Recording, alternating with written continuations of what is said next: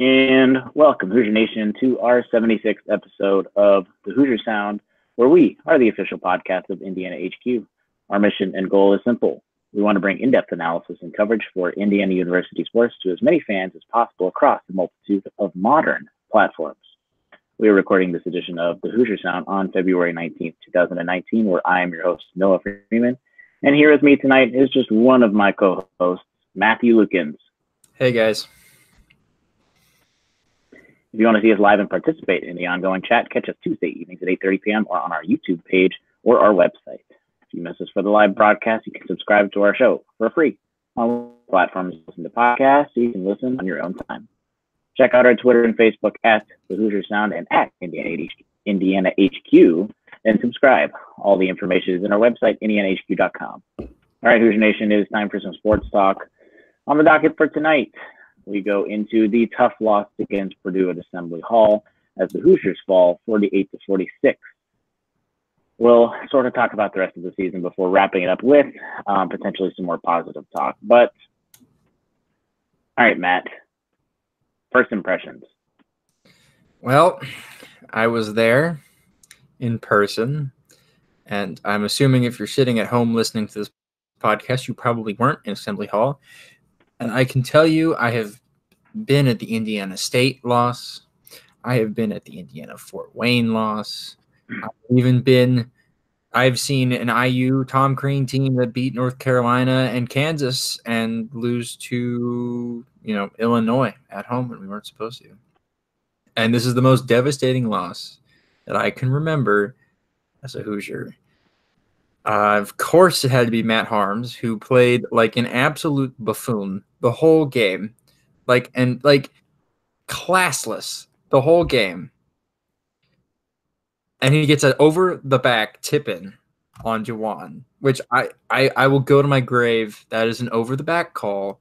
I don't want to have any of you Purdue people in my mentions, but Matt Harms uses his left hand to tip it in, wears his right hand on Juwan's shoulder to make sure Juwan can't get up to prevent the tip-in. So we lose, and we might go, okay, we're now 1-11, our last 12 games after starting 12-2 with wins over Marquette.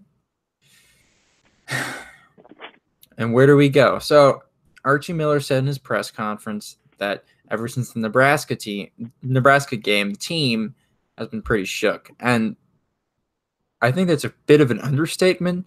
I think anybody in the world could look at this IU basketball team in November and look at them now and go, was this the same team? I thought they played well tonight. I thought they gave it their all.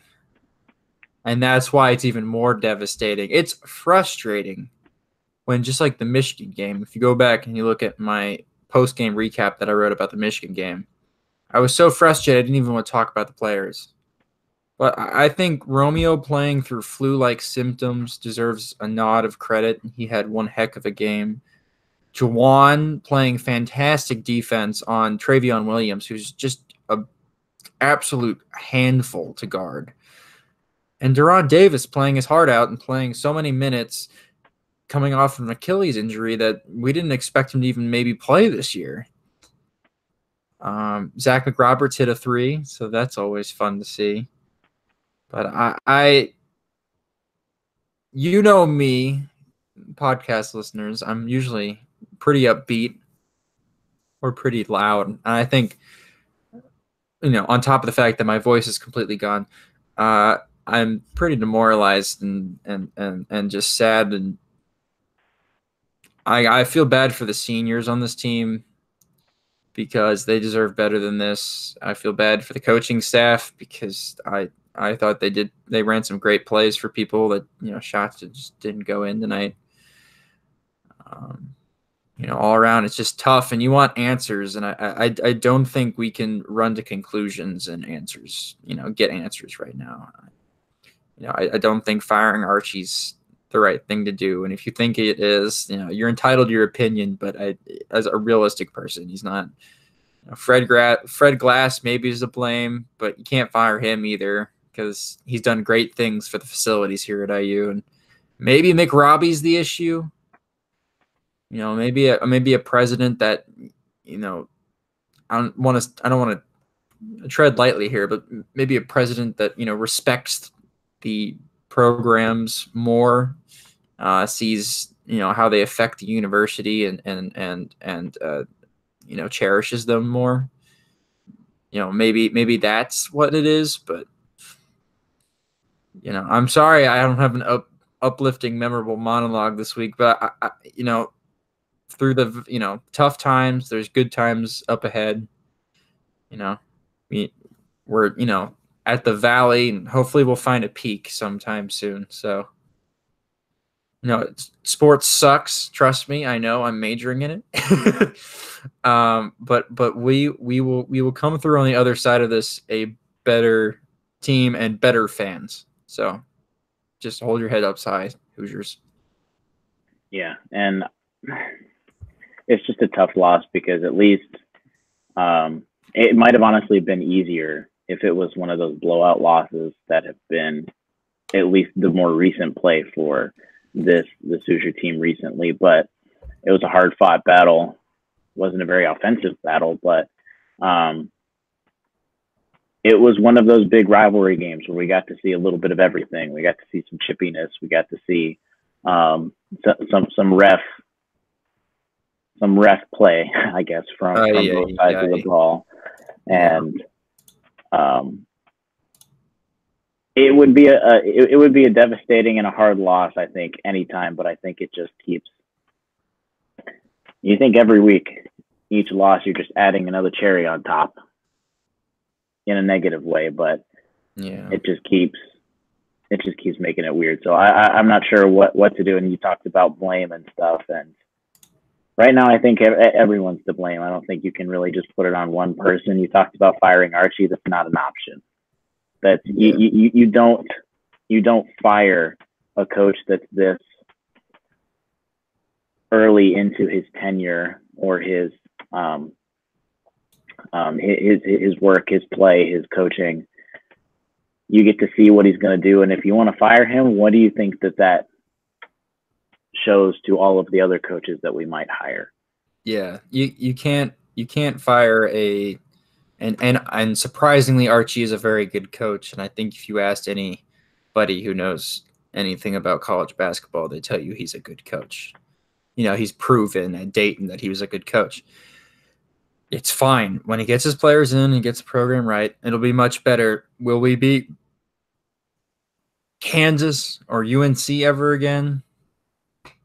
Maybe not. And that's going to be a tough pill to swallow, I'm sure, for a lot of Hoosier fans. Yeah. But we can be a top program in the Big Ten. We can be a top 3 or 4 program in the Big Ten every year, and that should be what it is and how it will always be. And on top of the firing Archie talk, his buyout right now, if we were to buy him out of his contract and fire him, because we don't have grounds to really fire him, he hasn't beat a player, he hasn't, sucking at your job as a coach isn't grounds to fire you. You have a contract, so you have to see out the contract. So if we were to buy him out now, that would probably mean taking a hit financially at the athletic department, and I don't think Fred Glass nor President McRobbie is going to be willing to, lob $14, $15, $16 million at Archie Miller so that we get a worse coach. Firing him is not an option right now, and we have some people like a certain radio host in Indianapolis spouting things, not fire Archie, but negative things. And I think right now is a time for us to be positive behind the team and not be negative as hard as it possibly is. Every time you see Justin Smith miss a layup that's 2 inches away, trust me, I get it. I'm frustrated too. But at the end of the day, these are 18, 19, 20, 21, 22-year-old kids. We're just kids, We haven't gone through tough times like this before, I bet you Romeo's never had a 9, lost 11 of 12 in his life at anything he's ever done. So this is new territory for them, and I think we need to give them time. And patience is hard. Trust me, I know I'm applying for jobs, and trying to get interviews. Patience is hard. Anybody want to hire me? That'd be nice. But we just need to ride it out, and a win will come, maybe. but it will come. If you build it, they will come, and hopefully the recruits will look at this and go, maybe I can do better than the players that are currently on the court, and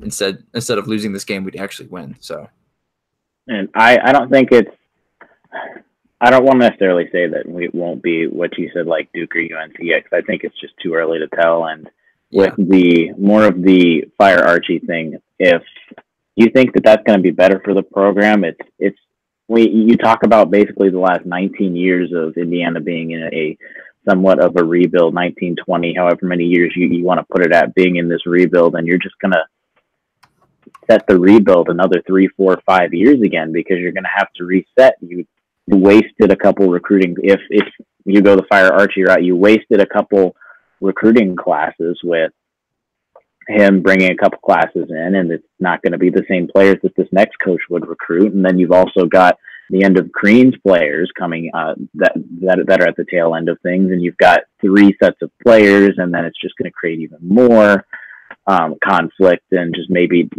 not gelling within the play. And just we got to give it a couple years.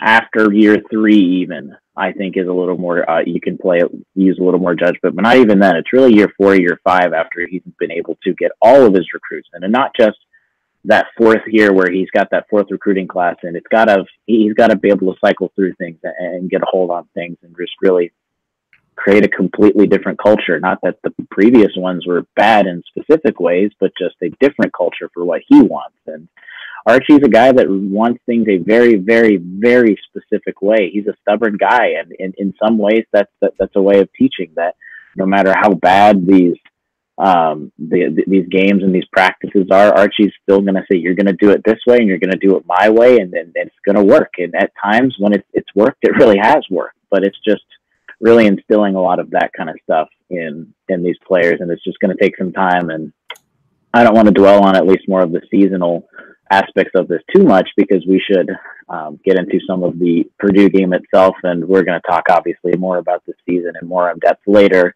I guarantee probably have an entire episode just of how the season has gone, but let's talk about the game specifically, Matt. So, of course, the ending was not what we all wanted, especially the player who ended up getting that game winner. And what were you mentioned a couple things of just the energy and just the fight and all that kind of stuff, but let's get into some more X's and O's kind of things. What else did you see from an overall perspective from this Purdue Indiana game? I thought our guards did an almost impeccable job of guarding Carson Edwards. You could not guard him any better than we did tonight. Archie said we were sticky tonight. I don't know what that means from an X's O. Like, I didn't play basketball, but I'm assuming that means they stuck with their guy, and there was always a person, hand checking or not, on Carson Edwards' hip the entire night. And that's the type of effort we need every night on defense, and that's the type of effort that will win you games, especially against a guard that is probably an NBA first-round pick, right? And probably National Player of the Year. I don't know the exact statistics because they're not in front of me, but I couldn't say Carson had more than 10 points. What do you have, like 6, 7? And that's probably his lowest output of the year. I mean, our guards did an impeccable job. Purdue's guards as well. I mean, it was a physical basketball game. Archie said it was one of the most physical games he's been a part of as a player or a coach, and I can't blame him for saying that. Witnessing it in person, it was quite physical, on the block. Yeah, he had 9 points. So we held him under double digits. He was 2 of 16 from the field, I'm pretty sure. If you want to go all of it, he was 4 for 24, 0 for 10 from the 3-point line. There we go. So I think we did a masterful job. Shout out to Devontae Green. Shout out to Rob Finney. Shout out to Al Durham. Shout out to Zach McRoberts, who was back. Thank God he's back. It was nice seeing him playing tonight. I think he brings a level of toughness and physicality and hustle to a team that, this team really was been lacking since he's been gone. But yeah, we did a great job with that. What we didn't do such a great job of is guarding the same darn play against Ryan Klein every single time, which is that the staggered double screen on the top of the key, and he runs from the baseline all the way around and catches it at the top of the key and shoots a 3, falling away, and hits it every single time. I don't think I've seen him miss that play. And all the times I've watched Purdue, I think he must shoot 90% on that 3. He doesn't actually, but it feels like he shoots 90% from falling away from 2 steps behind the 3-point line, in the middle of the court, top of the key. He's what we've been missing, right? When we talk about IU, we talk about missing shooters, right? We miss a Nick Zeisloft. We miss a shout out Nathan Jordy Holes. But Purdue's just got these guys, Sasha Stefanovic and Ryan Klein, these 3-point shooters that come off of screens, running their butts off, falling away, knocking in 3-pointers. There's got to be players in the state of Indiana that are dying to even just walk on at Indiana to do that. So I think that's a mission for the offseason is to find the next Ryan Klein, because I would kill to have that guy on our team. There was someone in the chat that first said, as a Purdue fan, IU played great defense. And it said, but Purdue won because they had experience in tight situations. And honestly, I would have to agree with that, just at least as of recent. You maybe say first half of the season, 2018. I'd beg to differ, but then he said Ryan Klein is our version of Holes. So there's a he's a monster. I can't even hate him, and I hate Matt Harms, but I can't hate him. I would love Matt. By the way, I would love Matt Harms if he was a Hoosier, because he's just such a nudnik. And it would be so much fun to root for him, and for him to be the bad guy. Just like it would be really fun to root for Duke, I'm sure. It's not only because they win, but because it gets on everybody's nerves. Rooting for Matt Harms would be the same way. I would love him if he was on IU, but he's not, so I hate him. It drives me crazy. You mentioned Zach McRoberts, and I had this thought during the game, and I wanted to get your thoughts on it. I think, of course, the injuries have played such a huge part of this entire season, but yeah, I think we all just thought, all right, Zach McRoberts is out. We don't really lose much because we're not losing any offensive production. Yeah, he plays some great defense. He hasn't played great defense as of late. We're not missing anything. But I think after just seeing some of the hustle plays that he had, I think we've missed him more than we thought, because if you had Zach McRoberts even just making those 50-50 ball hustle plays and everything in January and early February, I think some of just the attitudes might have been a little different. And I don't want to go into talking about player energy and player attitude and all that stuff, because I don't think it's hard to judge, and I don't think you can really say, oh, this player wasn't giving 100% energy, because we're not entirely sure. But his energy and his just hustle is that kind of thing is contagious, and having that on the floor just was kind of a game changer. You saw everyone getting kind of up for him when he would make those kinds of plays, and you even saw you didn't get to it. Matt was at the game, by the way, which is why I apologize to some of our live audience members. That's why we're a little later, but on the broadcast, they showed a very long, probably 15 to 20 second, just they had the camera panned right on Zach McRoberts right after he got taken out of a game after he was doing a lot of good stuff. And he was just so pumped up. He was high-fiving all the teammates, talking to coaches. He had this humongous smile on his face, and everyone was talking about him. And just with what we've at least seen this season, I think that's just something that we've missed more than we might have thought. Yeah, I missed his long arms tapping passes at the top of the key and getting turnovers and just the little things. When I look back and watch the Marquette game, it's, I think I complained about how offensively it seemed like the ball was sticking when it gets to him, which is true. And offense is a problem for this team. But defensively, Zach McRoberts is on the floor. That's when we're at our best. And I think that really, showed tonight. On the other hand, Justin Smith had an up and down game. I thought there was some up and down season. Yeah, well, yeah, he's had an up and down season, but yeah, I had an up and down career here at IU so far in 2 years, but especially tonight, a couple of very good offensive possessions. You didn't see him chuck up a three that he probably shouldn't have. So that was nice to see. I'm surprised I even have to say that. I thought defensively he played really well. And then when it came to boxing out, I thought he did a poor job on almost whoever he was boxing out. I thought Romeo had a good game, especially since he was sick. He didn't have many shots, and he didn't take many contested shots. Can we talk about that for a second? Just everyone's had the voodoo doll cursed, all of those jokes, everything on this team this season. And injuries are a part of the game, but when you have injuries like, first of all, a concussion in basketball is not very common. So first, just having a concussion with Race, and then you add the second concussion with Rob. You add that Race Thompson had the concussion that he just happened to be a guy that concussions affected just drastically. And he had the concussion so bad that you heard of the things that he couldn't go to class. He had to literally sit in dark rooms kind of thing. That in itself, you just talk about concussions, that's bad luck. Then you add where you have plays like where Al has his finger turned a direction that it's not supposed to go.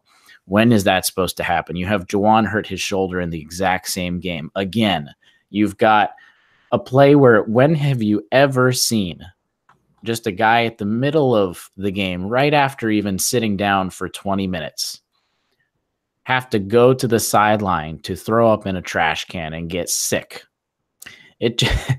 This team is just so snake bitten, and this is just a season that it really has not gone Indiana's way. And literally every single 50-50 ball in not necessarily basketball play just has not gone the way of the Hoosiers. And it's just not Indiana's season. It's as hard as it's to think about that. It's everything has gone wrong for this season, and maybe the karma comes back to them next season and everything goes right. But man, it's been tough. And I'm a fan of a lot of sports teams. A lot. I don't want to say a lot. I'm a fan of a select number of sports teams. I cannot remember a more painful turn in a season. I feel like I'm about to say this, but I feel like we're Purdue basketball. We've become Purdue basketball. I know, this is weird. Wait a second. What are we doing with this? What am I doing? Where am I going with this? Hold up. Wait a second. Every time Purdue has a good season, somebody gets injured. I feel like this year, anytime we were ready to bounce back, and anytime we were ready to put up a fight, something happens. And sometimes, like the Michigan State game, we fight through it. We got to win, right? Juwan was out. We won a game without Juwan. Hey, Romeo's at 75% and puking. That's why he didn't come out in the first, the start of the second half. He was literally behind the bench over a trash can. Still had, double digits scoring. And there's also, he ended the half so well too, the last 5 minutes of the first half. And halftime's going to reset a lot of things, but you would have thought that momentum, at least for him and his own mindset, just him being a more timid guy, you got to think the last 5 minutes of play that he played is going to transfer, and it would have helped with the start of the second half. And not that the start of the second half was, at least it wasn't bad to compare how it has been, but it definitely wasn't good. And we weren't able to get shots up. And man, looking back at it, and of course, hindsight's 50-50. And of course, we wouldn't be talking about it this way if Indiana had won the ball and Harms hadn't tipped that last ball in. But there's just so many things that have not bounced IU's way, and it's hard to. I don't think it's necessarily like trying to play the positive side and defending everything, because there was still a lot of bad stuff. The offense needs to be just gutted in and out. There's a lot of things that need to happen, but at least for like Matt said at the beginning, we need to try and stay positive. There's no need to at least be audibly or publicly social media negative towards a lot of these players, because when you think about it, if we're upset, how do you think the team feels, especially when it was a close game like this and they knew they could have gotten it? So, I mean, the team was very emotional. We walked out of the band closet is right next to the press room, which is right across from the locker room. So everything in the bottom of Assembly Hall is like closely connected. So we walked out of the band closet after putting my saxophone away and putting my vest and the stupid fake bow tie away, and I walked outside, and there's a couple of players walking around. They were not happy, to say the least. Look, at the end of the day, these are our guys. We got to be behind them, even if the result sucks, right? And same with the coach and his wife. Like, it's easy to get caught up in emotions and forget that these people are people, right? And they see this stuff, And I was talking to Romeo at my internship yesterday. He stopped into Cook Hall. I was working Cook Hall. If you don't know, I'm a tour guide at IU. And I was working Cook Hall, and Romeo stopped in. We were talking about the season, how it's been, because he was waiting for Rob Finnessy to come, shoot around with him. And he was in the lobby, and these guys are real people, and we need to treat them like that. And I've seen some people say some really, really mean things on, whether it's the Peegs message boards or Rivals message boards or Assembly Hall or Twitter or Instagram. Like, come on, people, let's be civil. Yeah. All right. Let's get into some more play. And I'm just going to, I think Matt and I are going to talk way too long about this if we just don't make it brief and short. The refs tonight were not great. I'll just put it that way. Garbage. The first hook and arm with Harms, hook and hold with Harms. That was wow. Words. Hook and hold with Harms. At the beginning of the game should totally have been a flagrant one on Harms. That was just completely not okay. And I just baffled that the refs thought that Harms was trying to think that he was getting fouled. And then you've got plays where Duran was literally, he went from about the free throw line and started driving to the basket, and he just splitting two defenders, and his momentum stopped. All 200 and whatever pounds of Duran Davis stopped, and there was no call. And then you've got the Duran Davis again, where he gets fouled and puts up a shot, and he didn't even take an extra step, and it should have been an and one, but they called the shot off. And you've got, at least at the very end, with Harms getting the second half, 14 minutes left or so, where Harms got the common foul and the technical foul. That was at least a positive thing. But out of our systems, that was the reffing was skeptical, and I really hope that the Big Ten fixes a lot of this kind of stuff, because it's all game, every game for every team. Matt Harms should have gotten 3 technical fouls, because he also tripped Romeo, which is also technical. I don't. That one I didn't think was intentional. That, I think he was doing it. I don't think he was really necessarily intentionally doing that. But regardless, and the way he was playing all night, it may not have been intentional, but it's just like in soccer. It's like you get a yellow card for playing dangerously. You keep playing dangerously, soon you're going to get sent off. Like, he was just playing with reckless abandon tonight. And like I said, if he was on my team, if he's on the Hoosiers, I'd love him to death. But because he's on Purdue and he's doing it to our guys, like, I got to say, like, the refs did a less than subpar job of handling the emotions of the game tonight and handling the emotions of the players. That stuff shouldn't be happening. And I thought Duran did a great job of, looking Matt Harms in the face and going, I took boxing lessons in the summer. Okay, that's how I got cardio. Do not mess with me. I would say if there's one person on the team, or almost out of most of college basketball right now, if there's one person not to mess with, it's Duran Davis. I don't care if you're a little taller than him. You're definitely not as big as him, so don't try and start something. Duran's going to find a career, if he doesn't go basketball, maybe the UFC.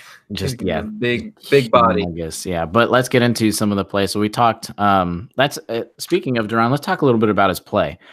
First of all, I love how a specific announcer talked a lot about how they need to pull, which you didn't hear. Oh, that's another story in itself, which I'm glad you were at the game. But specific announcer part of the way through the second half was saying how Duran needs to get pulled because he's not doing his work down low and he's just taking up space that Juwan needs to have, which was just laughable because then Duran had been doing great up until then anyway, but then that was the stretch that Duran had a bunch of those under the basket plays, that scoop in, that tip and everything. So that was Duran just opens this offense up so much more. We've talked about this multiple times, and having him back has just been incredible because you got a big guy down low. You don't have to. There are times where Juwan should play the 5, but there are times that you need that humongous, more old-fashioned traditional type of center, that big 5 to go up against some of the bigger guys. And Duran has just really been able to, first of all, starting to get his minutes back, playing more consistently, starting. And yeah, he didn't score double figures, but I think he was still 4 for 6. He's very efficient. He's kind of Thomas Bryant-esque, where Thomas Bryant, when he shot a ball, usually he made it. And I say that in the past tense, he still does that. He's extremely efficient, even in the NBA with the Wizards. But what did you see with Duran tonight? I mean, yeah, incredibly efficient, a bruising, battling, big guy. It was fun to see, and I we've missed that since Thomas left. Speaking of Thomas and OG were in the house tonight. So 2 guys that, if they hadn't left for the NBA, could have been on this team. But yeah, I mean, Duran, and just thinking ahead to the future, like, our forward depth next year is going to be, like, especially at the center, wonderful, because you have Duran and then you have a 5-star center and Trace Jackson Davis. Like, we're going to be playing through the post a lot next year, so you better get used to seeing a bunch of shots up in close going in. But yeah, Duran, he touches the ball. He normally does. He makes really good decisions with it too, because he's an excellent passer. Outside of the fact that he's got great touch in around the basket. And he's really, really, really, really good at anticipating tip-ins. Something extremely underrated, which is that Justin Smith goes up for a layup and just throws the ball at the rim, and somehow Duran knows exactly where to be, like, under and around Matt Harm's 7-foot frame, and just, like, tips it in perfectly. So, thank God for Duran. And without him, we're not in this game, and we're not even close. Yeah, and like I said last week, Matt, you weren't here, but I talked about how, of course, Indiana needs 3-point shooting.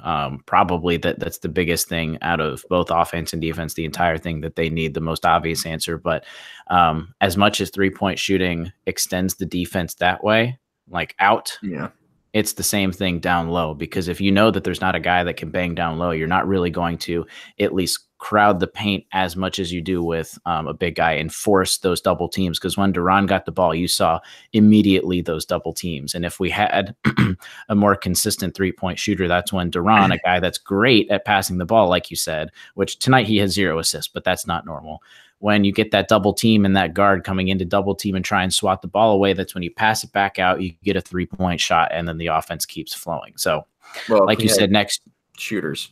That's what I'm saying. Yeah, I'm saying yeah. like if we had shooters, that's the kind of thing, and that's hopefully next year what we might see, that just the off season, maybe some guys get their shot a little more. We have a guy like Armand who said he's been working on his 3-point shot. Hopefully it keeps transitions into college basketball. Maybe we find another shooter, blah, blah, blah. But Al Durham, a guy that only scored literally 2 points. He 0 for 4 from the 3-point line. A guy that you look at his statistics and he didn't do too much. 3 rebounds, 2 assists. But honestly, Al Durham, his offense wasn't there. I just personally, I think his shot just wasn't there. It was just his night to where nothing fell. But I think his defense was one of the main guys on Carson Edwards, and he was one of the people. Just Carson Edwards made a lot of dumb decisions, and I think he'd probably be the first to say that a lot of his shots were just not smart whatsoever. But that also comes from not just him not making smart decisions, that comes from the defense pressuring him and making him frustrated and getting under his skin. And that was just the biggest thing. That hat tip to Al. Yeah, Al, when he's on the floor, is actually pretty good at putting the ball on the floor and getting in the lane. I thought he was unlucky not to maybe get 2 or 3 of his floaters to go in, because they go halfway in and halfway out. But yeah, like you said, his defense was almost impeccable tonight. And it's just unlucky in tip of the ball, and maybe some help from the refs, and refs go both ways as well. I thought there were some questionable calls that Purdue got, and there were some questionable calls that we got. So, I mean, yeah, Ryan from the chat said the game was poorly officiated on poorly officiated all over. Yeah. But as an IU fan, I will have to say it was a slightly more worse for IU. But that's also because we lost the game. Yeah. Yeah. And again, just to reiterate, just to go more to Al and Rob, we'll talk about Rob next, because he was also part of the Carson Edwards defensive battle. Carson Edwards played for 37 minutes.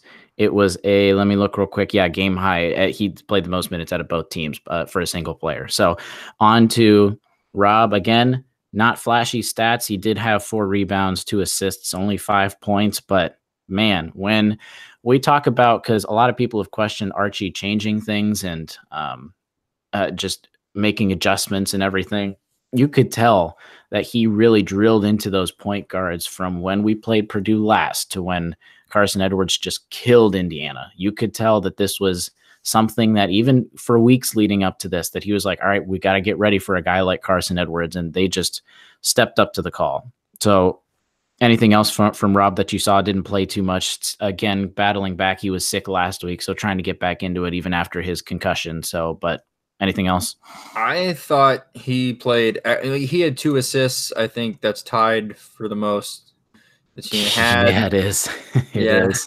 Just sad. That's another part. Well, we've had shooters, we'd have a little bit more assists. But I thought he looked more confident with his shot. Thank God. It's about time. I thought he makes the right decision more often than he makes the wrong decision, and that's more than I can say about his partner in the backcourt when Romeo's not on the floor, which is Devontae. But that's, and as a freshman, that's all you can ask for. He's got a summer to get better. I'm excited to see him improve.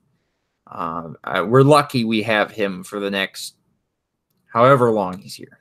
Yeah. Oh, yeah. You talked about the assists. There were 7 assists for each team. So Purdue had 7 assists. Indiana had 7 assists for a total of 14 assists throughout both teams for the entire game. So just to show the lack of offense and lack of offensive movement. But going into, you talked about Romeo. First of all, just a warrior, because even whatever it was, even if he wasn't sick, having that beginning of the second half situation that he had, having to come back in there, that's not a pleasant feeling. Yet he came in, he got hit in the nose and the mouth really hard. Later in the second half, again, still had it. You could tell that there was blood in his mouth, and he was just a warrior. And a lot of those people had those questions of, are we wasting Romeo's season? What is Romeo doing? Why is he not doing as well as we all wanted him to? All that kind of stuff. I think that this kind of game put it to rest. Go up against a good team, prime time, big spotlight, national TV kind of game. 1 rebound away from a double-double. He was efficient from his 3-point shots. He's getting better. The 1 step-back 3 that he got was the kind of shot that the NBA scouts are looking for, where he created space, created it really quickly, and knocked down the shot. Yeah, still a quiet 14 points, I guess, but what else? And most of it was from the free throw line, by the way, which was wonderful to see him hit free throws. Exactly, yeah. Everyone was worried about him at the beginning of the season. It's been a complete 180, but anything else from Romeo? Nah. I mean, I thought he showed a little bit of emotion. You guys couldn't see this pregame, but he was out there smiling and shooting, and I thought the attitude of the whole team was great, and I think that showed tonight. I thought they were together, and Deron Davis was so excited because he thought Juwan's shot was going in at the end. I think this team is gonna get a very good win coming up the next couple weeks if we can win out, which is almost impossible. But if we could possibly somehow, by basketball gods, win out and then make a run in the Big Ten tournament, as crazy as it sounds, we can still make the NCAA tournament. By the way, I wouldn't bank on it. I wouldn't put any money on it. I wouldn't bet your mortgage. I wouldn't bet $3 on it. But the possibility is there. If Syracuse can do it, we can. Yeah, that's another that's a talking point for another time. But quickly to talk about, you talked about that last play. Actually, that last play was beautiful. That last 3.2 seconds left. No one would have thought Justin would have gotten the ball. No Indiana fan would have thought Justin got the ball. And you would have thought when he started dribbling up the court, which first of all, Purdue didn't think that. That's why he was wide open. He dribbled it up quick because he's athletic still. And everyone was like, all right, he's not going to shoot it. But the Purdue guys started to go off, and he passed it to Juwan, which is one of the guys that you might want to see take a shot. And of course, he was a little far beyond the arc, which I don't think he was thinking he was going to get the ball, which why he wasn't a couple feet closer. But nice last play. Speaking of Juwan Morgan, 3 of 14, so it didn't look like he did too as good on the offensive end as you might have thought. 1 for 7 from the 3-point line. He did have 11 rebounds, still 9 points. So again, another guy that was a point away from a double-double. I think it just not his night offensively. There were a lot of shots that went in and out. There were a lot of shots that went in and out for Indiana, period. But what did you see from Juwan? I saw some leadership out there on the court. A lot of times there was, maybe a tough call, went against IU or whatnot. He was the first guy to get everybody to huddle up. 11 rebounds. I think no, I'm right. That's the most rebounds of anybody in the game. As a 6'7" guy amongst 7-footers, that Purdue has, and Juwan out rebounded them, out hustled them, played 35 minutes. Him and Al played 35 minutes. So hats off to the both of them. Like, incredible. I mean, Romeo played 32 when he was sick. And he was sick, which he wouldn't have. Yeah, he would have played more if he wasn't out at the beginning of the second half. Absolutely. But 35 minutes from Juwan, 9 points. I thought a couple times he probably got fouled on a layup attempt that, of course, wasn't called. But, that's how things go in the Big Ten. You're going to have to live with those. I'm proud of Juwan. I'm sad that this is his senior year, and I'm sad he's only gone to the tournament once. College basketball in general really deserves to see a postseason Juwan Morgan play, and like I think you said earlier, I think this is just not our year. It's as sad as that sound and as annoying that it is to come to that realization, even as a cop out, if you want to say it's a cop out and just us being lovey-dovey, yes, you can, but everything that could have possibly gone wrong has gone wrong.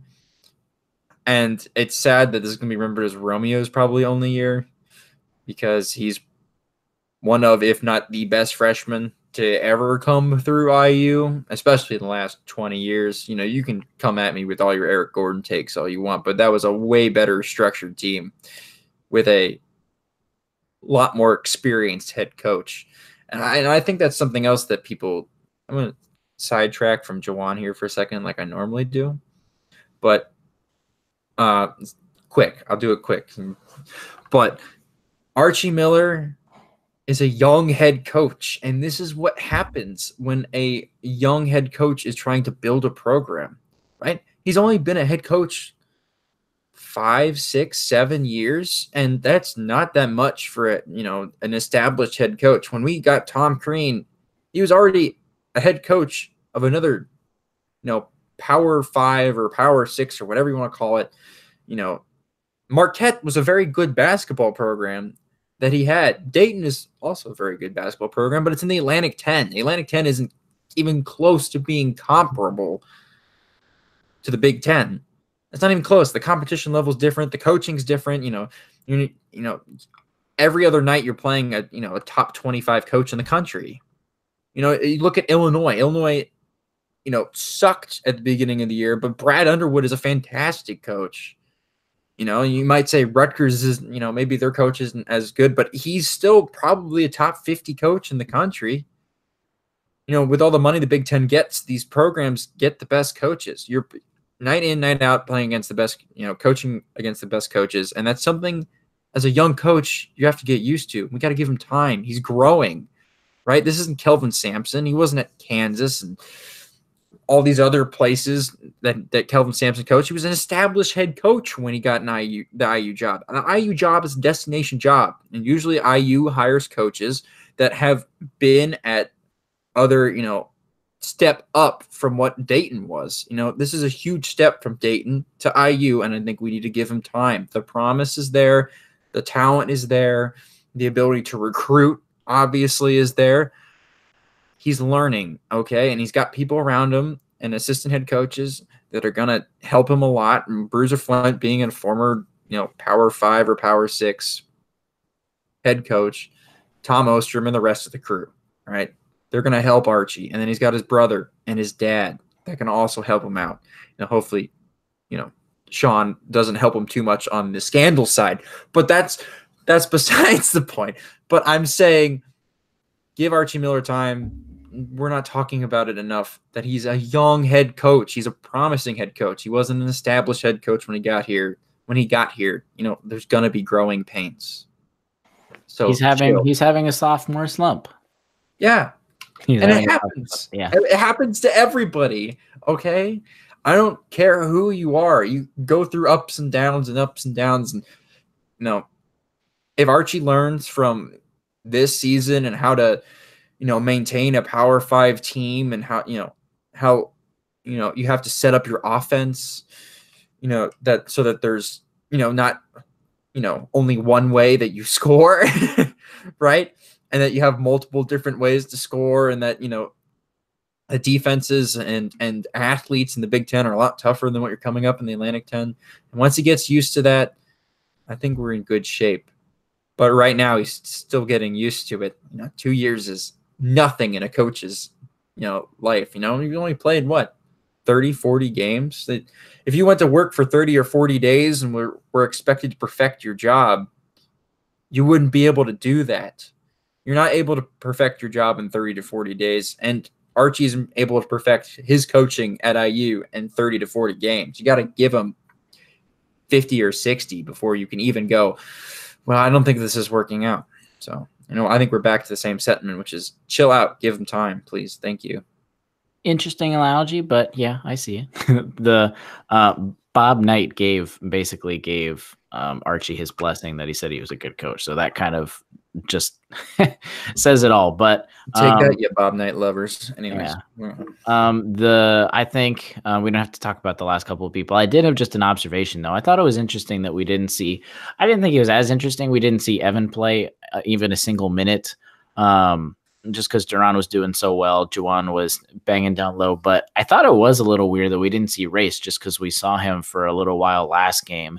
And at least from what we've been told, it's been more of his conditioning that's not ready, not necessarily his physical play. So I thought it was weird that we didn't see Race even for a little while. Matt has a comment on that.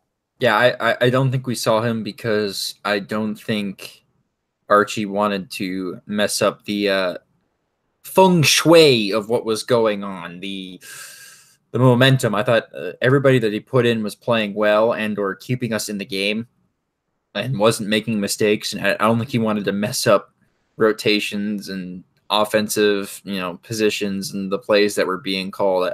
I think Archie was keeping everybody on a short leash tonight because he really wanted this game.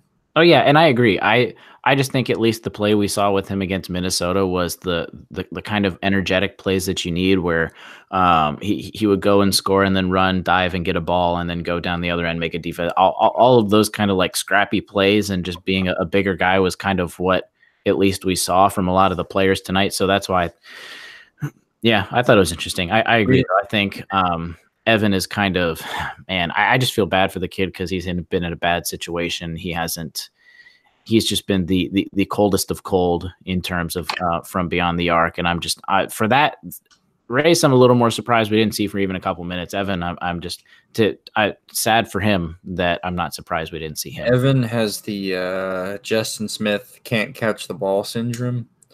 And so my heart, as much stress as I went through tonight, I don't think it could have handled seeing Justin and Evan out on the same court tonight against Purdue. I think my heart would have melted in the inside of me, and I would have become a black hole.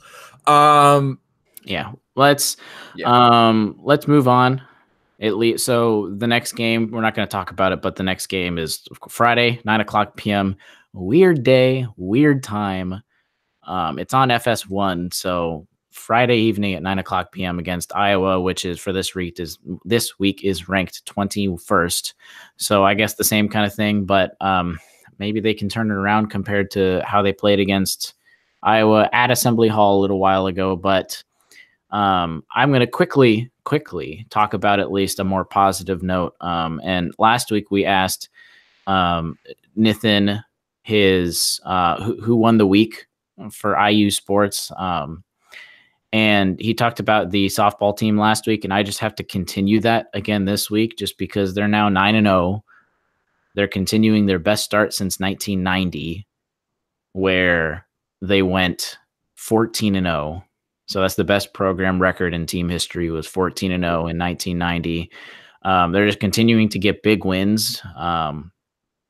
I don't follow the team enough to know when it's going to stop or how that play is going to be indicative of the rest of the season, but if you're even just at least follow their statistics, follow them on Twitter, see how they're going to do. If anything, if you can't get out to a game or anything like that, but they're ranked, at least the main ranking that they use, they're ranked 19th in the polls this week.